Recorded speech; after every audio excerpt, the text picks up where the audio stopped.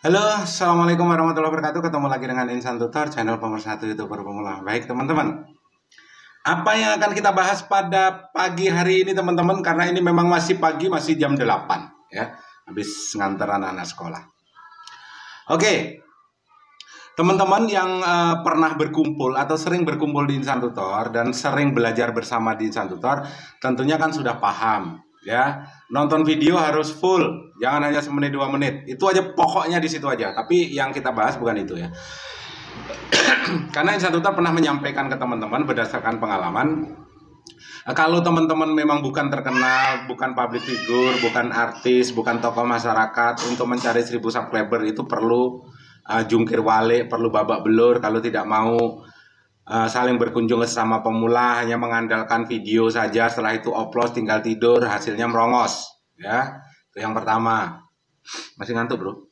Jadi harus tetap saling kunjung dengan durasi penuh. Itu yang pertama. Yang kedua, tekniknya apa? Teknik oplos video ya, mengaitkan algoritma antara satu channel dengan channel yang lain. Artinya channel kecil dengan channel kecil boleh. Kalau memang misalnya ingin terkait dengan sebuah channel besar, artinya teman-teman harus oplos dengan secara manual. Tonton channel besar satu, channel teman-teman 3 ditutup dengan channel besar. Itu tujuan utamanya untuk mengaitkan algoritma nanti setelah diterima menjadi program partner YouTube atau dalam jangka waktu 6 bulan ke depan. Ya, bukan monet dulu baru merongos. Bukan seperti itu. Dan itu sebenarnya pengembangan metode itu bisa digunakan juga untuk ngejar dolar, tapi dengan cara yang benar. Jangan menggunakan cloning Chrome lagi. Itu kita bahas nanti ya, kita bahas nanti itu. Sebenarnya selain itu juga upload video itu digunakan untuk apa?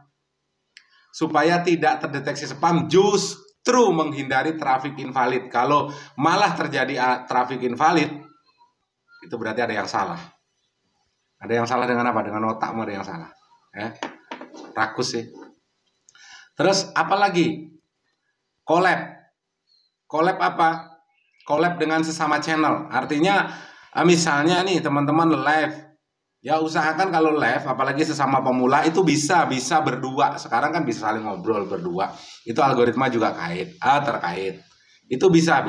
Kalau masih mencari subscriber dalam tanda petik, teman-teman tidak harus live satu tema sekali lagi karena masing-masing punya subscriber dan saya yakin subscribernya itu pasti ada yang satu tema dengan kamu.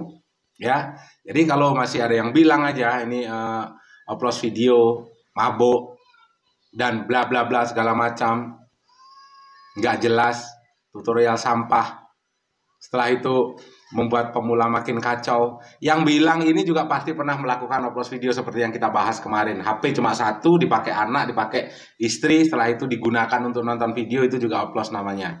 Ya, tuh. Apalagi selain itu collab dengan yang lebih besar, artinya subscriber yang kecil itu bisa collab dengan channel yang lebih besar. Kan sudah ini kan paling sering dibahas. Mengaitkan algoritma ini termasuk dengan collab, kayak artis itu loh. Collab sana, collab sini. Supaya apa? Supaya penontonnya masih atau view-nya masih terus berjalan atau supaya view-nya meningkat. Ya, karena kalau namanya subscriber nonton satu artis saja bosen juga lama-lama. Ya, butuh hiburan artis lain juga. Dari situlah akan terjadi interaksi sesama subscriber. Akhirnya adalah ada orang saling berbagi subscriber seperti yang dilakukan siapa? Nah, tutorial panutanmu yang selalu bilang sesat, ngawur dan segala macam. Sudah mulai itu, ya, sudah mulai. Kenapa? Collab sana, collab sini. Kira-kira yang dikolabin itu berbayar nggak? Yang dikolabin kemungkinan juga nggak tahu kalau sebenarnya channel dia sudah babak belur, sudah sepi. Akhirnya kenapa? Gimana caranya? Pokoknya harus bisa ngelobi dengan si A yang subscribernya mungkin puluhan juta. Kenapa? Supaya subscriber yang puluhan juta itu tadi, algoritmanya bisa terkait dengan channelnya dia. Ujung-ujungnya nanti kenapa? Kalau sudah rame, bakalan meres juga. Sudah, ya. Sudah paham ya? Siapa sih bang itu? Tutorial panutanmu. panutannya orang tolol. Jadi kok bisa tolol bang? Berarti subscribernya tolol. Bukan saya yang bilang, tapi teman-teman sendiri yang bilang. Saya nggak pernah mentololkan subscriber. Subscriber kan sudah pada cerdas. Nggak mungkin tolol kalau di mata saya. Yang bilang tolol ini kan orang yang belum paham. Ya dimaklumin saja lah. Ya namanya pemula terus bilang tolol ke subscriber, ya dimaklumin saja lah. Tapi kalau instalator nggak mungkin bilang seperti itu. Karena subscriber sudah pada cerdas dan bisa memilih ini mana yang baik, mana yang benar, mana tujuannya apa, dan bagaimana ke depannya. Ya. Collab sana, collab sini. Nanti ujung-ujungnya apa? Endorse sudah. Endorse buat apa bang? Yang bayar 10 juta, 20 juta, yang penting mau diajak collab kan? Udah. Habis itu nanti ditambahin 5 juta. Kamu nanti ngaku aja jadi murid saya ya. Subscribermu kan udah banyak. Bentar lagi itu collab juga sama Raffi Ahmad, sama siapa itu? Andre Taulani. Pokoknya YouTuber besar diajak collab. Kalau perlu YouTuber internasional diajak collab juga. Bayar dikit nggak apa-apa lah. Namanya juga investasi walaupun berakhir dengan babak belur ya. Di Insan Tutor udah diajarkan sekelas artis aja collab sana, collab sini, masih juga bilang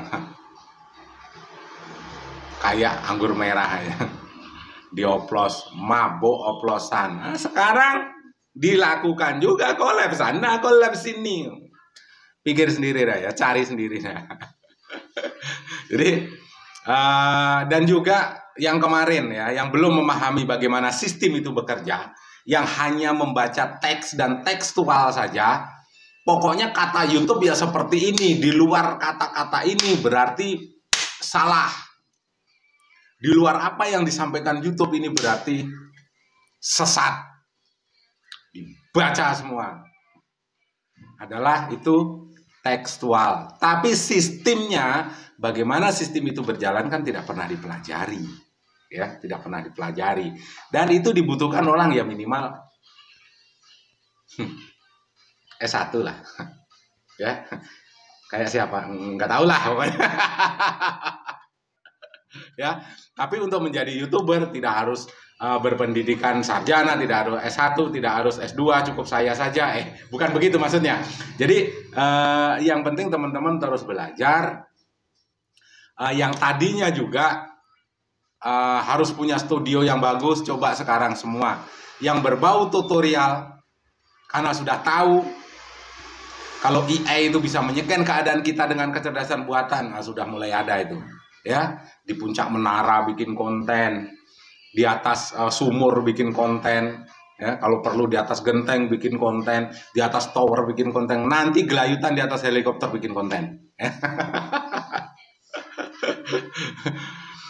Sekarang ini sudah zamannya ChatGPT, ya. Apa itu ChatGPT? Semua kehidupan di kita ini yang kita alamin sekarang ini mulai dari pelajaran nanti akan mengarah ke sana ya. Ini sekarang sudah menggunakan ChatGPT, artinya sudah AI semua. Jadi apa tuh Bang ChatGPT? Artinya begini, ini garis besarnya saja ya, garis besarnya saja. Kamu punya pertanyaan, maka jawabannya itu akan dijawab oleh ini ya, kayak AI ini. ChatGPT. Jadi misalnya nih, kamu pengen buat puisi, ya pengen buat ada tanya jawab kamu dengan mesin robot, namanya juga robot ya. Ada tanya jawab atau bertanya ke mesin itu. Kalau kamu kan misalnya ada soal nih dari guru, bikin puisi dengan kata kunci lah ya, bikin puisi dengan kata terserah misalnya, ya terserah. Intinya adalah dengan kata terserah itu harus menjadi sebuah puisi. Nah, nanti kamu tanyakan ke ini AI, pokoknya yang sudah tentang ChatGPT inilah ya, kecanggihannya. Supaya kamu ini bahasa yang sederhana supaya kamu bisa memahami, karena kalau ini nanti kita kupas malah ruwet mindset itu nanti. Jadi dengan kata terserah itu bikin dong puisi dengan kata terserah. Nanti akan dijawab oleh AI, akan di-scan, akan diproses, dan itu nanti akan ada jawabannya. Puisi dengan kata terserah itu, ya. Mau belajar misalnya nih, mau belajar di tutorial A, tutorial B, terserah. Misalnya, ya kan? Kalian mau ikut kelas berbayar, terserah. Yang penting kan terserah. Mau belajar sama si Bahlul, terserah. Channelnya si Bahlul sepi, terserah. Salah sendiri, nyenggol tak berilmu, terserah. Nah, intinya itu loh, dengan kata terserah itu akan membentuk sebuah narasi, dan itu merupakan jawaban dari pertanyaanmu, ya. Ini zaman intinya sekarang ini zaman AI, ya, sudah zaman AI, semuanya sudah menggunakan kecerdasan buatan. Biasanya kecerdasan buatan ini yang men-setting siapa? Yang men-setting kan manusia, tapi nanti setelah disetting biasanya manusianya sudah pikun, AI-nya ini makin berkembang, makin pinter, ya. Jadi lebih pinter mana, Bang?